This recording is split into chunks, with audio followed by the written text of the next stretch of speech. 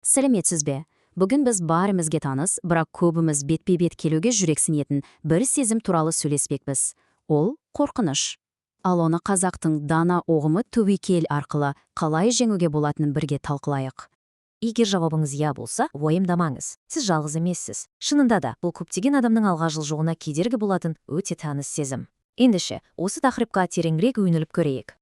Ал ең алдымен мәселенің түп тамырын анықтап алайықшы. Бізді шын мәнінде не тоқтатып тұр? Неліктен біз кейде ең керемет мүмкіндіктерден өзіміз бас тартып жатамыз? Ойлап қараңызшы, сәтсіздіктен, біреудің сөзінен, сынынан қорқу. Психология журналының сарапшыларының айтуынша, дәл осы қорқыныш біздің ішкі әлеуметімізді шектеп тастайды екен. Қаншама керемет идея осының кесірінен жүзеге аспай қалды десеңізші. Мұны ойлар сізге таныс па? Жұрт не дейді? Қолымнан келмейді ғой. Бұл ойлар білесіз бе, біздің армандарымыз бен өзіміздің арасында тұрған үлкен, биік қамал сияқты.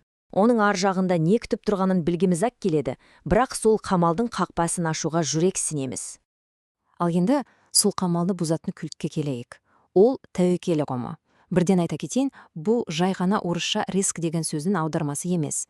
Мағынасы әлде қайда тереңірек. Көрдіңіз ба? Тәуекел дегеніміз соққыр батылдықпен ойланбай іске кірісу емес. Керісінше, бұл қолынан келгенін бәрін жасап, дайындалып, содан кейін ғана терең сеніммен әрекетке көшу. Яғни дайындық пен батылдықтың керемет үйлесімі. Ата-бабамызда бекер айтпаған ғой. Бұл сөз тәуекелдің жай ғана әрекет емес, сонымен қатар батылдық пен ерлікке тән қасиет екенін көрсетеді. Ол үлкен жауапкершілікті мойынға алуға дайын болу деген сөз. Жақсы, осы ұғымның астарында тағы қандай терең мағыналар жатыр? Оны жақсырақ түсіну үшін кел 3 түрлі қырынан қарастырып көрейік. Қараңызшы, тәуекел ұғымы қандай жан-жақты. Мәдени тұрғыдан бұл тағдырды шешетін үлкен салмақты шешім. Рухани жағынан хадисте айтылғандай, алдымен түйеңді байла, сосын тәуекел ет. Яғни алдымен әрекет, сосын сенім. Типті әйгілі философ Ницшенің өзі, адам өзін-өзі табу үшін тәуекелге баруы керек деп санаған. Ал жақсы, осы терең философияны жай ғана теория күйінде қалдырмай, күнделікті өмірде қалай қолдануға болады? Қорқынышты жеңуге арналған нақты қадамдарға көшейік.